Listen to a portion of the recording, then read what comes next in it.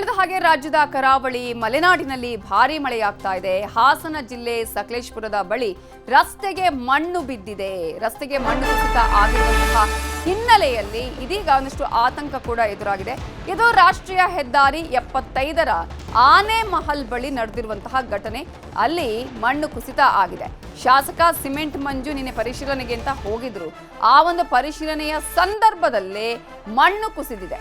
ಹೆದ್ದಾರಿ ಕಾಮಗಾರಿಗೆ ಅಂತ ಹೇಳಿ ಮಣ್ಣನ್ನು ಅಗ್ದಿದ್ದಾರೆ. ಹೀಗೆ ಮಣ್ಣು ಬಗೆದಿದ್ರಿಂದ ಅಲ್ಲಿ ಮಣ್ಣು ಕುಸಿದಿದೆ. ಅವೈಜ್ಞಾನಿಕವಾಗಿ ಮಣ್ಣನ್ನ ಅಗೆದಿದ್ರಿಂದಾಗಿ ಈ ಅವಘಡ ಸಂಭವಿಸಿದೆ. ಸಕಲೇಶಪುರ ಮಾರನಹಳ್ಳಿವರೆಗೆ ಅನೇಕ ಕಡೆ ಮಣ್ಣು ಕುಸಿಯುವಂತಹ ಭೀತಿ ಇದೆ. ಈಗಾಗಲೇ ಸ್ಥಳಕ್ಕೆ ಸಕಲೇಶಪುರ ಎಸಿ ಶ್ರುತಿ ಭೇಟಿ ಕೊಟ್ಟಿದ್ದಾರೆ, ತಹಶೀಲ್ದಾರ್ ಭೇಟಿ ಕೊಟ್ಟಿದ್ದಾರೆ. ಹೆಚ್ಚು ಯಾವುದೇ ರೀತಿಯ ಅನಾಹುತ ಆಗದ ಹಾಗೆ ಈಗಾಗಲೇ ಅಲ್ಲಿ ಕ್ರಮಗಳನ್ನು ಕೈಗೊಳ್ಳಲಾಗ್ತಾ ಇದೆ.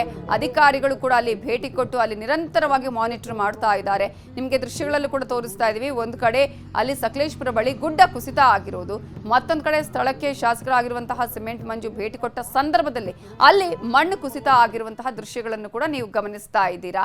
ಆ ರೀತಿಯಾದಂತಹ ಆತಂಕ ಈಗ ಎದುರಾಗಿದೆ. ಯಾಕಂದ್ರೆ ಈಗಾಗಲೇ ಒಂದ್ ಕಡೆ NH ಆಗಿರುವಂತದ್ದು, ಮತ್ತೊಂದು ಕಡೆ ಈಗ ಅಲ್ಲಿ ಸಾಕಷ್ಟು ವಾಹನಗಳು ಸಂಚಾರ ಮಾಡ್ತಾ ಇವೆ. ಯಾವ ಸಂದರ್ಭದಲ್ಲೂ ಕೂಡ ಅನಾಹುತ ಆಗಬಹುದು. ಅನಾಹುತ ಆಗದ ಹಾಗೆ ತಡೆಗಟ್ಟೋದು ಒಂದ್ ಕಡೆ ಆದ್ರೆ, ಅಂತಹ ಸಂದರ್ಭದಲ್ಲಿ ವಾಹನ ಸಂಚಾರಕ್ಕೆ ಯಾವುದೇ ರೀತಿಯ ಸಮಸ್ಯೆ ಆಗಬಾರ್ದು, ಜನರಿಗೆ ಯಾವುದೇ ರೀತಿಯ ಸಮಸ್ಯೆ ಆಗದ ಹಾಗೆ ನೋಡ್ಕೊಳ್ಳುವಂತಹ ಜವಾಬ್ದಾರಿ ಕೂಡ ಇದೆ. ಈ ಹಿನ್ನೆಲೆಯಲ್ಲಿ ಈಗಾಗಲೇ ಸ್ಥಳಕ್ಕೆ ಸಕಲೇಶಪುರ ಎಸಿ ಶ್ರುತಿ ನಿನ್ನೆ ಭೇಟಿ ಕೊಟ್ಟಿದ್ರು, ತಹಶೀಲ್ದಾರ್ ಅವರು ಭೇಟಿ ಕೊಟ್ಟಿದ್ದಾರೆ. ಈಗಾಗಲೇ ಅಲ್ಲೇ ಒಂದಷ್ಟು ಜನರನ್ನ ಮಾನಿಟರ್ ಮಾಡೋದಕ್ಕೂ ಕೂಡ ಅಲ್ಲಿ ಈಗಾಗಲೇ ಅಲ್ಲಿ ನಿಯೋಜನೆ ಮಾಡಲಾಗಿದೆ. ಯಾಕಂದ್ರೆ ವಾಹನ ಸಂಚಾರಕ್ಕೆ ಕಷ್ಟ ಆಗೋ ಚಾನ್ಸಸ್ ಇದೆ. ಕೆಲವೊಂದು ಕಡೆಗಳಲ್ಲಿ ನಾವು ಗಮನಿಸ್ತಾ ಇದ್ದೀವಿ, ಮಂಗಳೂರು ಬೆಂಗಳೂರು ರಾಷ್ಟ್ರೀಯ ಹೆದ್ದಾರಿ. ಹಾಗಾಗಿ ಅಲ್ಲಿ ವಾಹನ ಸವಾರರು ಅಥವಾ ಬೆಂಗಳೂರಿನಿಂದ ಮಂಗಳೂರಿಗೆ, ಮಂಗಳೂರಿನಿಂದ ಬೆಂಗಳೂರಿಗೆ ಹೋಗುವವರು ಕೂಡ ಇರ್ತಾರೆ. ಅವರಿಗೆ ಸಮಸ್ಯೆ ಆಗುವಂತಹ ಚಾನ್ಸಸ್ ಕೂಡ ಇದೆ.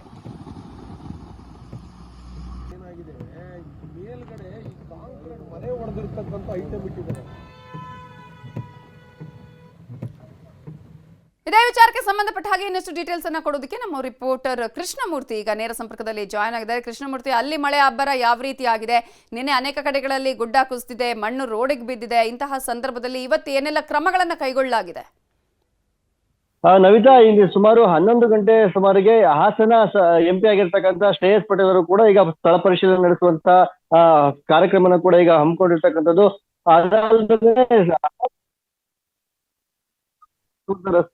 ಸಕಲೇಶಪುರ ಮಾರನಹಳ್ಳಿವರೆಗೂ ಕೂಡ ಅನೇಕ ಕಡೆ ಗುಡ್ಡ ಕುಸಿತ ಈಗ ಉಂಟಾಗಿರ್ತಕ್ಕಂಥ. ರಾಷ್ಟ್ರೀಯ ಹೆದ್ದಾರಿ 75ರಲ್ಲಿ ಮಳೆಗಾಲ ಬಂದಂತ ಹೇಳಿದ್ರೆ ಪದೇ ಪದೇ ಈ ರೀತಿಯ ವಾತಾವರಣ ನಾವು ಕಾಣಿಸ್ತಾ ಇರುತ್ತೆ. ಈ ಬಾರಿ ಕೂಡ ಮುಂಗಾರು ಪೂರ್ವ ಮಳೆದಲ್ಲೇ ಈ ಒಂದು ಪರಿಸ್ಥಿತಿ ಈಗ ನಿರ್ಮಾಣ ಆಗಿರ್ತಕ್ಕಂಥದ್ದು.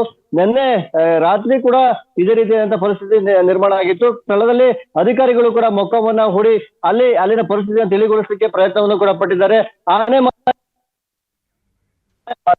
ಆಗಿರ್ಬೋದು, ಕಡೆಯಲ್ಲಿ ಸಣ್ಣ ಪ್ರಮಾಣದ ಮಣ್ಣು ರಸ್ತೆಗೆ ಕುಸಿದಿರೋದ್ರಿಂದ ವಾಹನ ಸಂಚಾರ ಕೂಡ ಕೆಲ ಹೊತ್ತು ಸಮಸ್ಯೆಯನ್ನು ಕೂಡ ಅನುಭವಿಸಬೇಕಾಯಿತು.